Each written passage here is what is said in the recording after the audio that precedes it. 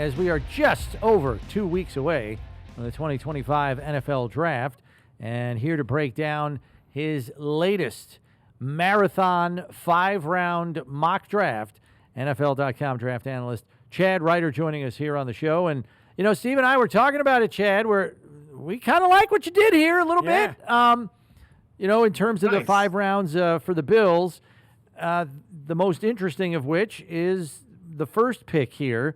And I will say you are not alone in, you know, projecting a receiver in round 1 to the Bills, and there are plenty of Bills fans who still have not recovered from this offense operating without a true, you know, number 1 receiver. Not to say this player would step right into such a role, but it would certainly make it interesting. But why don't you walk us through your logic and reasoning in having the Bills make a small move up the board in round 1 to take a receiver? Well, look, I don't want to pour any salt in any wounds, but if you remember last year in the first round, Kansas City convinced the Bills to move down, and they took Xavier Worthy, and Xavier Worthy had 6 receptions, 85 yards, and a touchdown in the AFC Championship game.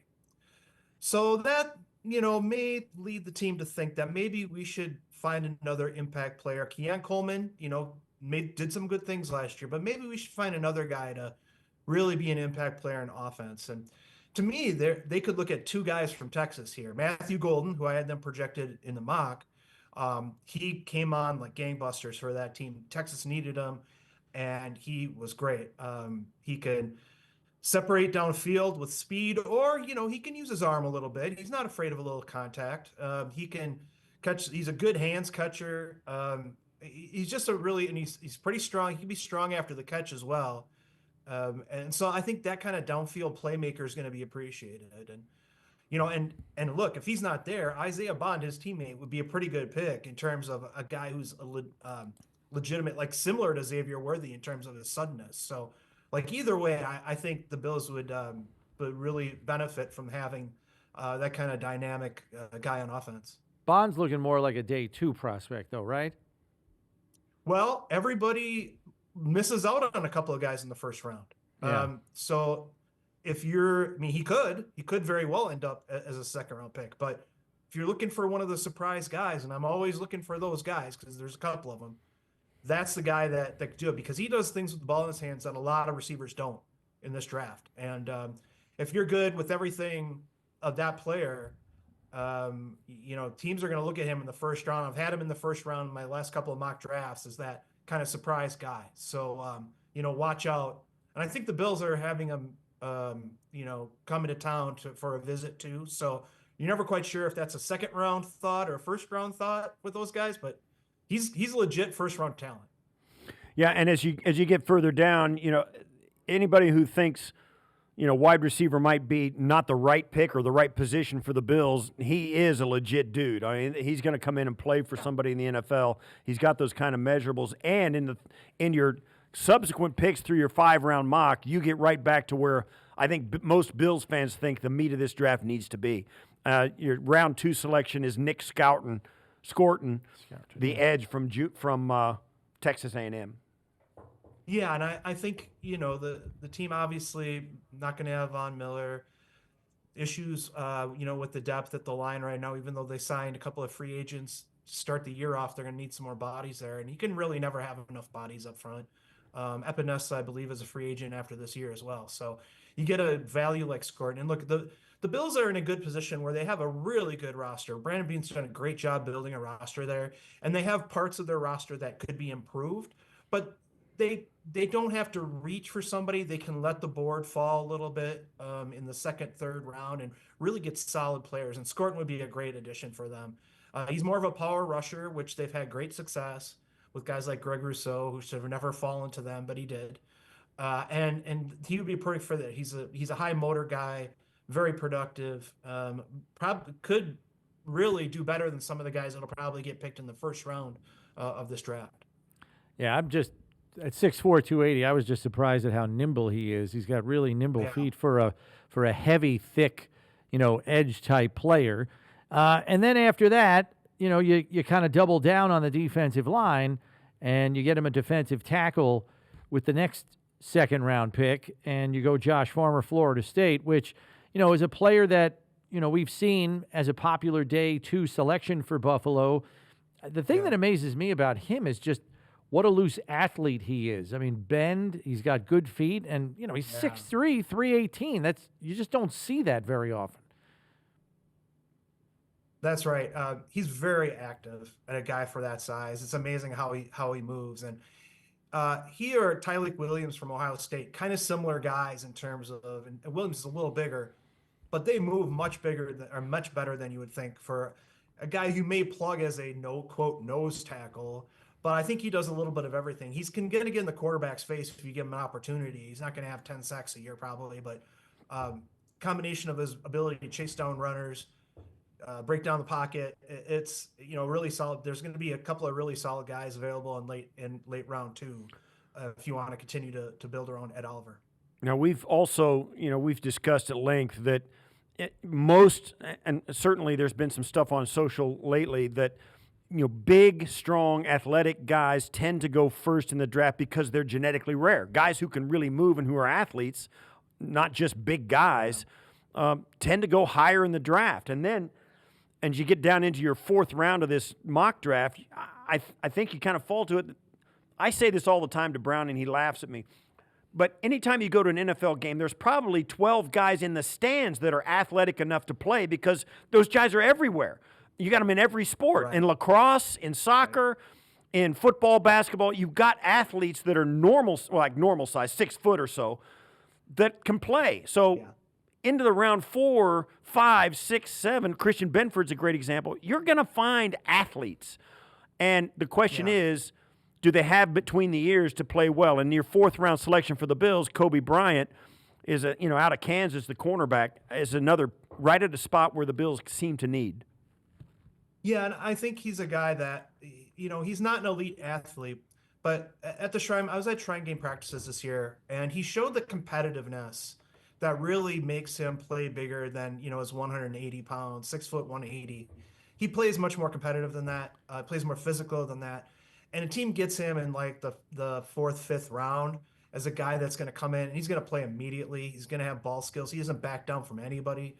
It's really a solid pick in the middle of the draft. And like you said, they found some deals at that position before a little bit later in the draft. So I'd love to see that pick. A lot of people thought he might go a little earlier than this, but in the end, like teams, like you said, teams are going to take athletes and other guys that maybe aren't as athletic or just normally athletic, but bring something else to the table. That's where they go, in the 4th round, early 5th round. Yeah, because I actually felt he plays a little bit faster than his time speed, which was 4.53.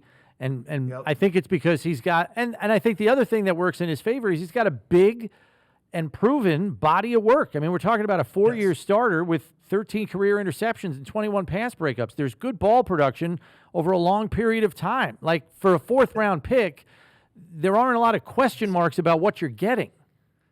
Yeah, and the issue with him is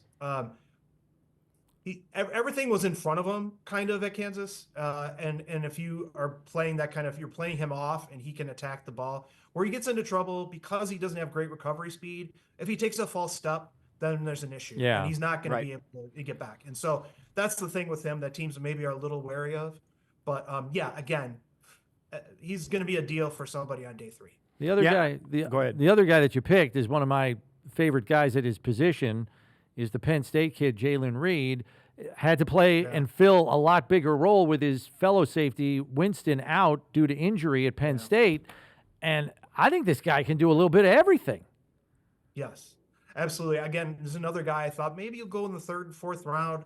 Again, not the world's greatest athlete, so he may fall down the board, be available a little bit later. But like you said, you can line him up in the slot. He can play deep. He can play in the box. Tough guy, competitive guy. And that's, a lot of people make a lot of big deal out of athleticism and defensive backs, and, for a reason. But competitiveness is really the number one thing for me. And he is all of that. He is going to play nickel somewhere. He's going to be really good. And he can play deep if you need him to. He's a guy that you can really move around on your defense and make offenses wonder what he's going to do next. So sometimes those guys are available on day 3 just because maybe teams aren't sure what position he's going to play, or maybe he's not the best athlete, or maybe they want to meet other needs first. Yeah, I really like him as a guy on day 3 that's going to come in and contribute immediately, probably on special teams as well, but also on defense. One of the things you guys did also at NFL.com is you had each, like 2 ideal draft picks for each team right at the top of the draft. You also had, the Matthew Golden is the guy that you actually mocked to the Bills, so we've been over him. The other one is the Iowa State cornerback, Darian Porter. Obviously, corner receiver, obviously is a position of need. Yeah, I mean, like you said, he's got the ball skills being a former receiver, got the height that the team typically likes at the position. Not the thickest guy of all time, but he's very athletic. He can get the ball, not afraid of contact either. There's a reason they moved him over and wanted him to play that position when he wasn't getting time at receiver. So does a little bit of everything, but look, he's got the speed you want. He's got the agility you want. And in the late second round, if you can find a guy like that who's got starter potential, that would be a great find for him. With that, particular article, I only put each guy once for one team because some like 12 teams could like him, but right. By the way the things shook out, he was available to them, so I thought he'd be a great fit for a position of need. Yeah. We'd be remiss if we didn't point out that with the last pick in your 5-round mock for the Bills, you took the local first-team All-American from the University of Buffalo, Shaun Dolac, the linebacker. The Bills already have 3 players from UB on their roster, and Jamarcus Ingram and Joe Andreessen, who's also a linebacker that made the roster as an undrafted kid, and then Cam Lewis, who's been a reliable backup for them for years. What appealed to you in just handing him to the Bills? When you do like 3 or 4 of these mock drafts, you got to throw some interesting storylines in there, right? I mean, that kind of stuff happens in the draft. And Dolac was really underappreciated during his career nationally, one of the most productive players in the country. And maybe because they weren't sure how athletic he really is. I mean, he's all over the place on the field. But when he worked out well, now teams are wondering, okay, did we underestimate this guy a little bit? He should have been at the combine. He wasn't. And they find a guy like that in the 5th round, local guy, great story, plug him in again, special teams, backup linebacker. He may grow into more in time. So, I just thought it was a great fit of storyline and need and a guy who deserves to be talked about. Yeah, he had some unbelievable statistics. 177 interception return yards, I think, led the conference. And I think he also had 168 tackles this last year, something ridiculous. Yeah, he led all of college football in tackles. Yeah, and I mean, a lot of those tackles, maybe he's the 2nd or 3rd guy in, but he's around the ball. And he's that's why he's not going to be like a first, a top 100 player, but he's going to be a guy that's going to, make your team, and he's going to make an impact, as a rookie on teams, and then moving forward on defense. What do you think will be the tenor of this first round of the draft, particularly at the top? We always ask, all the analysts that come on, do you think there's going to be some movement with the Titans, the Browns, the Giants, those kind of teams? Do you think there's going to be some movement up there? I don't really project that this year. A lot of years recently, there hasn't been as much movement at the top, and what has happened well in advance of the draft. And I think it's going to be pretty, quote, boring at the top, where teams are just taking the players they want.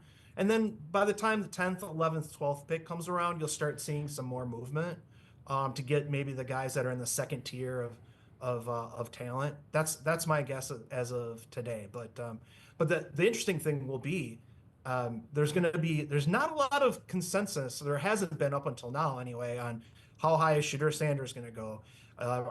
Is Will Campbell going to overcome the lack of length and the narrow base to be a top 4 pick? Will the Titans take him? There's some interesting questions yet to be determined on the order of the guys that are at the top of the draft.